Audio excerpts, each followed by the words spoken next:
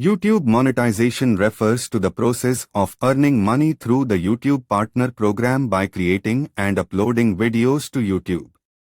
YouTube allows creators to monetize their videos by displaying advertisements on their content, which generate revenue for both the creator and YouTube.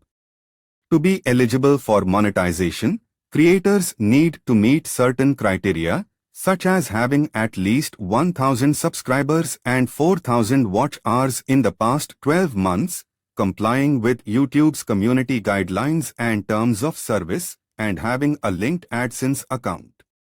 Once a creator is eligible for monetization, they can apply to join the YouTube Partner Program and start earning money from their videos.